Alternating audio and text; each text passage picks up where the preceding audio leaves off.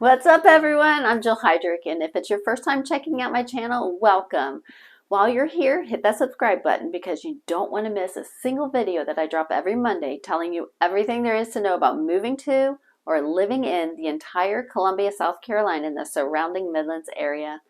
I'm a licensed realtor here in the state of South Carolina, which means I would love to help you with those real estate needs.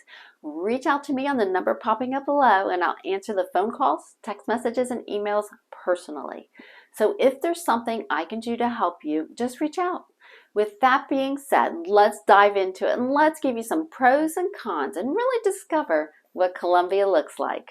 All right, now, starting on a positive note, let's talk about Columbia's location, and not just the location of your home, but the location of the state in general. This is not just the location of your home. We all know that. Location, location, location. I'm talking about the location of the state of South Carolina and where Columbia is located in it. This is a huge pro. Oftentimes, a lot of clients are commenting on this when they're coming here from another state, is that they love the access to both the mountains and the ocean. You can easily spend a Saturday hiking in the Blue Ridge Mountains and then relax at Folly Beach on Sunday. Both the mountains and the beaches are just a short 2-hour drive from Columbia. But if you need to travel outside the area, the Columbia Airport is a convenient short drive from almost anywhere in Columbia. There's no need to go hours and hours early to go check in, as there's hardly ever a line. The number of direct flights is always expanding, and our airport parking, well, it's a breeze. It's so easy to fly from somewhere from Columbia, but driving our interstates, that's another story. My first con is that South Carolina has terrible traffic and road conditions. The interstates almost always seem to be under construction, but they always still seem bumpy. On top of the potholes that you'll find, there's just not enough roads to accommodate the amount of traffic that we have. We've sort of burst our seams with our growth in the area. I'll give them credit though, as they're trying to, in the beginning stages of a major overhaul of the interstates in our area. Interstate 20 just expanded from 2 lanes to 3 for a major portion heading toward Lexington. Another project underway is the Carolina Crossroads project. They are reconfiguring 14 miles of I-20, I-26, and I-126 corridor. They're working towards a redesigned corridor that places priority on both your time and your safety. This project is the largest construction venture in South Carolina transportation history, and it should alleviate most of the congested portions of the Midlands interstate system. The $2+ billion project is expected to be completed by 2029, so expect lots of growing pains between now and then. I love the weather here in Columbia, South Carolina. It's one of the few places where you'll get to have all 4 seasons while still getting to enjoy the mild winters. January is our coolest month and has an average temperature of 58 degrees. Our mornings can be chilly, but once the sun rises, it becomes sweater weather until dusk when you'll need your jacket again. Our mild weather allows for outdoor sports year-round. I love that because it allows me to play pickleball outside year-round. We have a lot more sunny days than the national average, so we're happy people about that. We do see the occasional snow flurry every couple of years, and when we do get snow, everything in the area pretty much shuts down.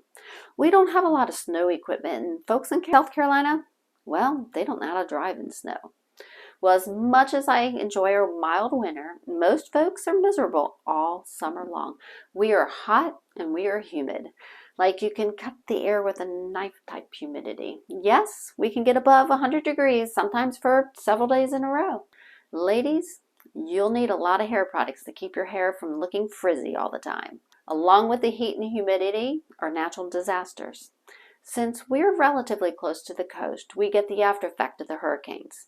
We can get the leftover rain and the wind. In 2015, the Columbia Midlands had 20 inches of rainfall within 24 hours, and it was deemed a 2,000-year flood.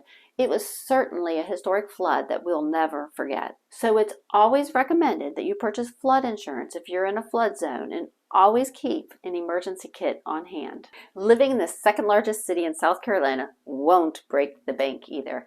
According to Payscale.com, Columbia's cost of living is 6% lower than the national average.